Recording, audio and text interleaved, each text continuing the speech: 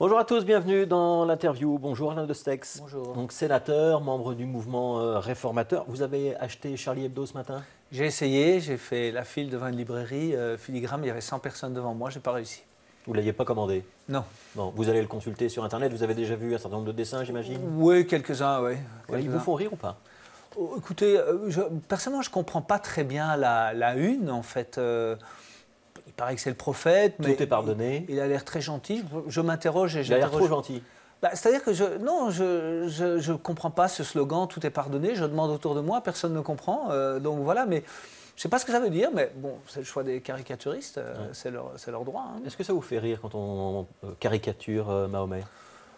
Pas spécialement, non. Personnellement, moi, je ne l'aurais pas fait, mais ils ont le droit de le faire, bien entendu. Et ils ont parfaitement le droit de le faire, et nous devons nous battre pour qu'ils aient le droit de le faire. Ouais. Est-ce que c'est parfois un peu de la provocation gratuite et ça n'a pas beaucoup de valeur ajoutée? Ça fait partie de nos sociétés. Donc, je répète, moi, je ne l'aurais pas fait, d'autant plus que je suis un homme politique, et je ne pense pas que c'est du registre des hommes politiques de faire ce genre de choses.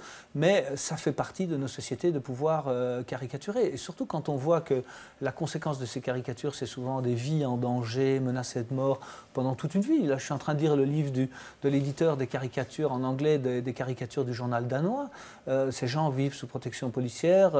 Avant lui, il y a eu Salman Rushdie, les versets sataniques, etc. Donc ça fait partie de nos libertés occidentales. Est-ce que c'est justement pas l'occasion de se dire, c'est peut-être pas la peine de rajouter de nouveau une couche supplémentaire? Non, ça fait partie de la liberté. Parce que, vous savez, il faut bien... Moi, je suis un peu choqué par tous les gens qui se disent Charlie aujourd'hui. Donc, les Charlie, ce sont eux, ceux qui prennent des risques par rapport à la liberté d'expression. Et évidemment, si on cède sur le droit de caricaturer les religions, on a caricaturé la religion catholique pendant un siècle, hein, ici en Belgique, on cède sur les libertés. Donc, je ne dis pas qu'il faut le faire, mais là, il faut se battre pour pouvoir avoir la liberté de le faire, ça très certainement. Est-ce que vous comprenez que ça choque des musulmans et que certains musulmans disent oui, mais attention, vous caricaturez systématiquement notre religion et quand il s'agit du judaïsme, de la chrétienté, de la laïcité, vous n'êtes pas aussi féroce? Non, mais attendez, c'est pas vrai, Charlie. Je veux dire, s'il y a bien une religion qui a été caricaturée, c'est la chrétienté. Allez voir, tapez sur Internet des caricatures du pape. Souvenez-vous, récemment, Piskris, Piskris, je pense que ça se passe de commentaires, le nom évoque ce que ça veut dire. Donc, y a pas, moi, ce que je ne comprends pas, c'est que je trouve qu'il y a une intolérance d'une partie du monde musulman, c'est-à-dire qu'eux ne caricaturent pas leur prophète, c'est évidemment leur droit. C'est un interdit religieux? Pour eux, mais pour les non-musulmans, je veux dire, les non-musulmans font encore ce qu'ils veulent. Donc c'est là où il y a un problème, si vous voulez, la tolérance de la part du monde musulman, ce serait d'accepter précisément que le monde occidental, s'il le veut, puisse caricaturer le prophète. C'est là qu'est la tolérance. Et c'est là où on se pose quand même la question de l'intégration et de nos valeurs de la société. Parce que si, et d'ailleurs beaucoup de musulmans, on le voit aujourd'hui, acceptent parfaitement, disent non, nous on ne le ferait pas. Une grande majorité, une très grande majorité. Une très grande majorité, mais ceux qui ne le font pas, ce n'est pas non plus une toute petite minorité. Hein. Non, c'est un nombre significatif qui sont partout dans notre société. Regardez encore, vous avez écrit sur votre blog, il y a des menaces. Si vous avez écrit sur votre blog, c'était la semaine dernière je pense, on ne peut pas réduire l'islam radical à une poignée d'égarés, d'illuminés ou de déséquilibrés. C'est un phénomène de société qui touche un nombre croissant de jeunes. Oui, bien entendu. Donc ça se passe ici à Bruxelles. Vous n'êtes pas un peu alarmant ou alarmiste? Non, je ne crois pas. Vous savez, quand on voit par exemple qu'il n'y a quasiment plus d'élèves juifs dans certaines écoles du nord de Bruxelles. Il y a vous visez l'Athénée de Boxtal? L'Athénée de Boxtal, mais il y a eu avant l'Athénée de Laken, il y a eu d'autres exemples. Donc de facto, des élèves juifs aujourd'hui et des habitants juifs ne peuvent plus aller à l'école ou habiter dans certains quartiers de Bruxelles. C'est une réalité. Donc quand je vois ce genre de choses, je me dis, ce n'est pas qu'une petite proportion, il y a quand même un nombre significatif de gens qui font ça. Quand on voit que des libraires sont menacés à Jette lorsqu'ils veulent vendre Charlie Hebdo, donc tout ça est extrêmement inquiétant pour notre société et je trouve qu'on n'en parle pas assez. Donc, quand vous dites un nombre significatif, ça veut dire que vous pensez qu'il y a réellement beaucoup de musulmans radicaux qui sont prêts à rogner sur les libertés, par exemple à Bruxelles. Est-ce que vous trouvez, non, donc à partir du moment où dans une école il ne peut plus y avoir d'élèves juifs, ou à partir du moment où on ne peut plus enseigner la Shoah qui est au programme de dernière année, donc il y a des écoles où ça se passe, on ne peut plus enseigner la Shoah. Il y a beaucoup d'écoles où ça se passe. Donc dans la plupart des écoles du nord de Bruxelles, on n'enseigne plus la Shoah. Pourquoi? Parce que les enseignants, le plus souvent, ils renoncent d'eux-mêmes parce qu'ils savent bien que ça va provoquer des troubles. Et s'ils ne renoncent pas, ben ça débouche directement sur le conflit israélo-palestinien et le débat devient impossible. Donc à partir du moment, si vous voulez, où on ne tolère plus les juifs dans certains quartiers de Bruxelles, où sale juif devient une insulte générique, c'est-à-dire, moi je me suis déjà fait traiter de sale juif, je ne suis pas juif, donc, mais ça devient une insulte générique. À partir du moment où dans les écoles, à majorité musulmane, les élèves juifs n'ont plus leur place, ce n'est plus qu'une toute petite minorité. Ça veut dire qu'il y a, peut-être même dans certains cas, dans les écoles, en tout cas, une majorité qui fait en sorte que les élèves qui ne sont pas comme eux ne sont plus là. Donc, comment on traite ce problème? Comment on traite ce problème? Quelles sont les solutions? Je pense d'abord qu'il faut le nommer, si vous voulez, et le nommer correctement. Donc, quand j'entends que chaque fois qu'en Belgique, on prononce le mot antisémitisme, on se sent obligé d'accoler le racisme, je dis, c'est pas vrai. Aujourd'hui, en Belgique et à Bruxelles, il n'y a aucun musulman qui est visé. Qui est menacé de mort? Ce sont des caricaturistes, des policiers et des juifs, mais pas des musulmans qui vivent dans une beaucoup plus grande sécurité que les juifs de Bruxelles. Donc il faut arrêter de caricaturer. On peut vous rétorquer qu'il y a par contre des phénomènes d'islamophobie réels, qu'il y a des insultes et des caricatures et des graffitis sur les mosquées et qu'il y a un réel problème d'emploi avec une discrimination à l'embauche. Vous pouvez pas... Mais est-ce que vous comparez... Est-ce que c'est vrai ou pas?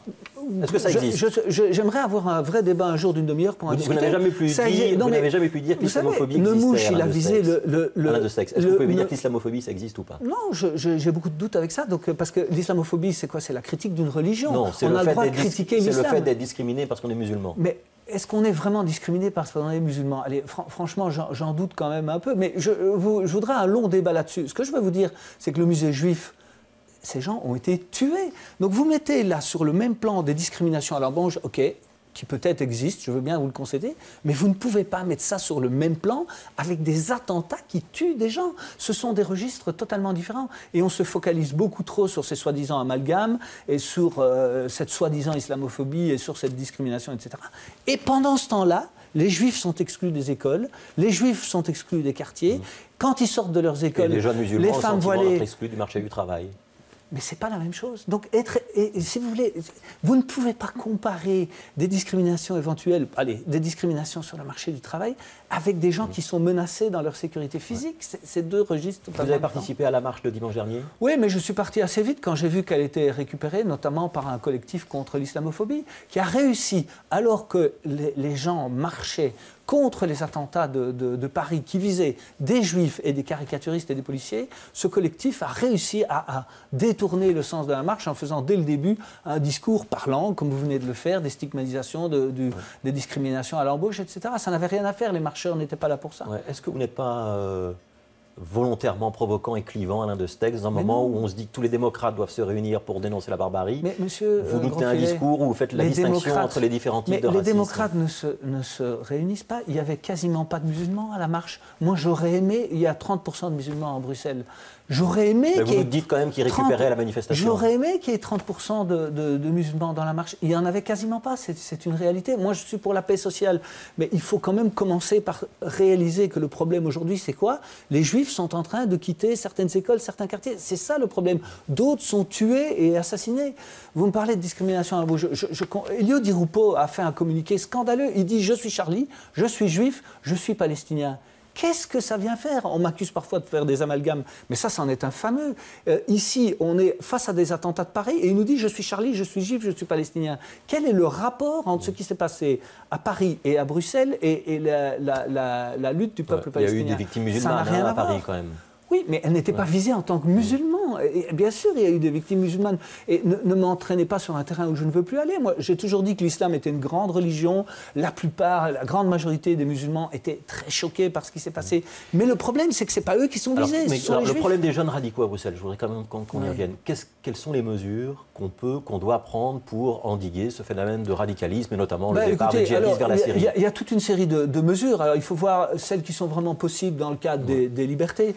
Couper les allocations familiales aux parents, leur priver de passeport, éventuellement, lorsque c'est possible, les interdire de revenir sur le territoire belge.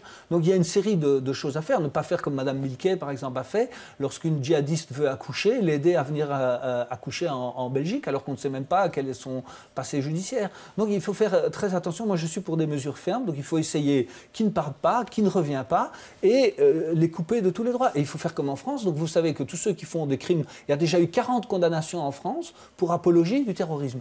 Ben, chez nous, il n'y en a eu aucune. Or, ça se passe également chez nous. Donc il faut une justice de comparution immédiate. Donc il faut un arsenal très, très dur, compatible avec nos libertés, bien entendu. Est-ce que le vivre ensemble est encore possible à Bruxelles?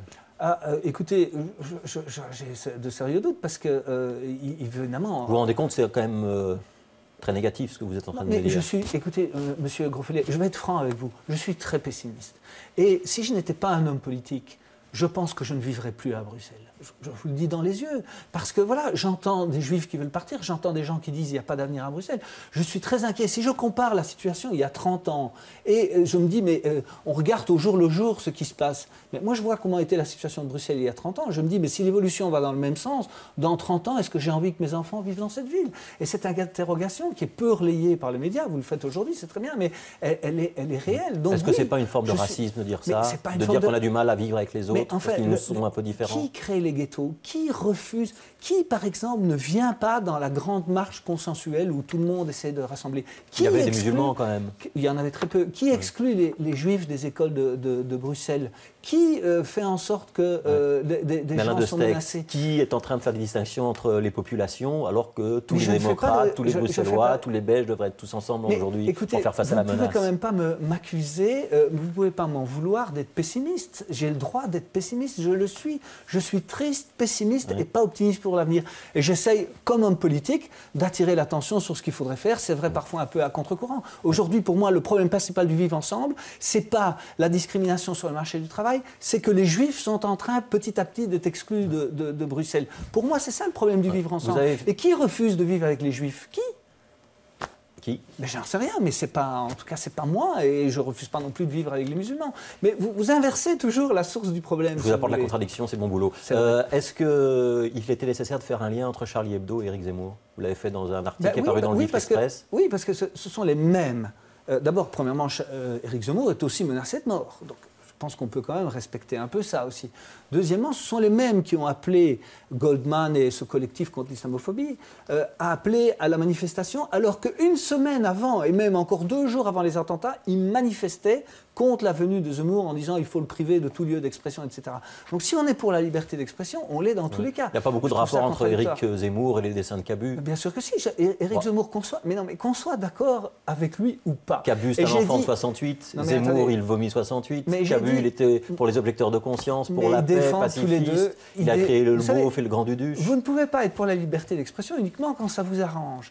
La réalité est que Zemmour, je vous ai dit la dernière fois, c'était un peu en off, mais on l'a quand même entendu, que j'étais pas d'accord avec 75% des choses que Zemmour disait. Je ne suis pas d'accord avec sa conception des droits de la femme, des homosexuels. Je ne suis pas d'accord avec 75% de ce qu'il dit, mais il a le droit de le dire. Et si on considère qu'il n'a pas le droit de le dire, alors ça doit être traité en justice. Mais on ne peut pas décider à sa place ce qu'il a. Est-ce que vous comprenez que pour un jeune aujourd'hui, il a du mal à comprendre pourquoi Dieudonné est arrêté et que Zemmour a le droit de tout dire? Oui, je comprends parce que je suis directement concerné. J'ai aussi des enfants et je passe des heures à essayer de leur expliquer. Et je me rends bien compte que dans la jeunesse, il y a une très grande confusion là-dessus. Il y a beaucoup de gens qui sont assez enthousiastes pour Dieudonné. Alors voilà, il faut expliquer qu'effectivement, un discours libre, qui n'est pas un discours de haine, qui peut être un discours de vérité, qu'on soit d'accord ou pas, et des appels à la haine, une apologie du terrorisme, des appels au meurtre, la condamnation non pas d'Israël, mais des Juifs en tant que tels, sont des choses différentes. Mais là, je vous rejoins, c'est très complexe et croyez-moi, j'y suis directement confronté. Merci Alain Destex d'avoir été l'invité de l'interview. Demain, c'est Jacqueline Galland, la ministre fédérale de la Mobilité, qui sera notre invitée à demain.